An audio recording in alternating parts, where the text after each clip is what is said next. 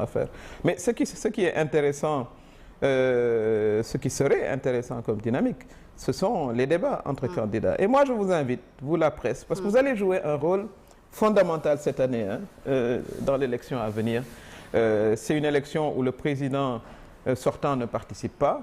Donc, ça va être une élection où les citoyens peuvent choisir leur candidat et il faut inviter les postulants au siège présidentiel à venir expliquer quelle est leur ambition pour le Sénégal, pas en termes d'idées générales, mais de le décliner dans les langues nationales pour que les citoyens fassent un choix en accord avec les informations qu'ils ont reçues des uns et des autres, pour ce qui concerne les candidats. Pour ce qui est aux médias, nous sommes en train de le faire et vous êtes passé. Oui, mais ça c'est très bien, mais il faut que les candidats s'asseyent entre eux. C'est pour ça que j'invite encore une fois sur vos ondes le Premier ministre Amadou Ba à venir débattre sur qu'est-ce qu'il compte faire, puisque je crois qu'il a dit qu'il va continuer.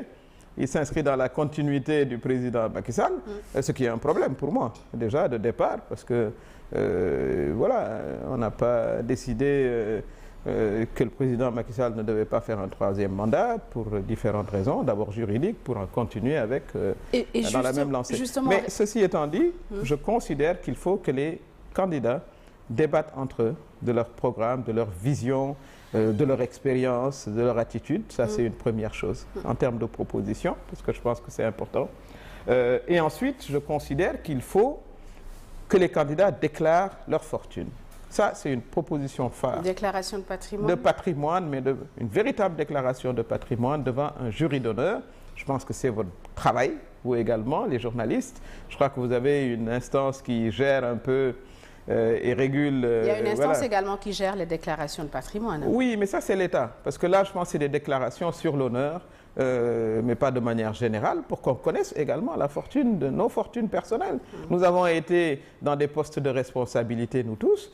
Nous ne sommes pas des héritiers de fortune, quand on suit les candidats, en tout cas ceux qui ont occupé des postes de responsabilité. Et ce jury d'honneur qui peut être constitué doit recevoir justement nos déclarations de fortune. Ça, c'est une première chose. C'est une deuxième chose, les débats, déclarations de fortune. Troisièmement, moi je considère que le Premier ministre actuel qui est candidat doit démissionner et être un véritable candidat. La loi institue l'équilibre des candidats. Donc, pour moi, du point de vue éthique et du point de vue moral, il devrait démissionner de son poste, être un candidat comme tout le monde. Ça nous évite l'utilisation des moyens de l'État, que ce soit les véhicules ou autres, puisque sinon, ça consacre la rupture d'équilibre des différents candidats.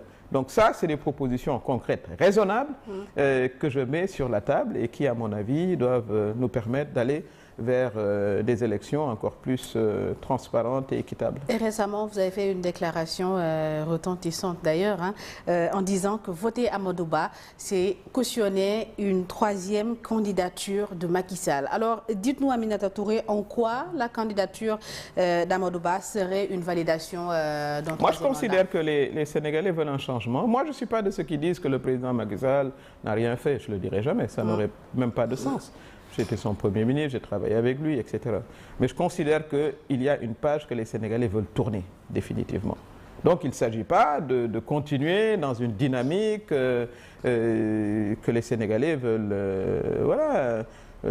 achever. Et c'était ça aussi l'idée. Pourquoi? Parce que quand il y a une loi, il faut regarder l'esprit de la loi.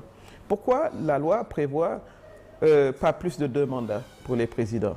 C'est parce qu'on considère qu'après 10 ans, ça a été 12 pour le président Macky Sall, puisqu'il a fait 7 ans plus 5, il y a un besoin de renouveau.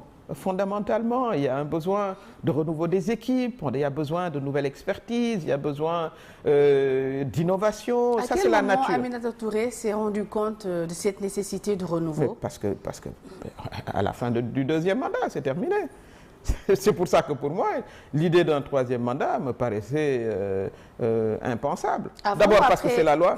Avant ou après les élections législatives? Parce que vos problèmes ont réellement démarré avec le pouvoir après.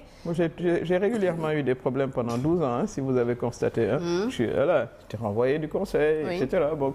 Mais parce que je tiens surtout à ma ligne de conviction. Vous ne m'aurez jamais entendu dire qu'on peut faire un 3e mandat. Donc, si je l'avais fait, si je l'avais déclaré, expliqué, je serais peut-être président de l'Assemblée nationale.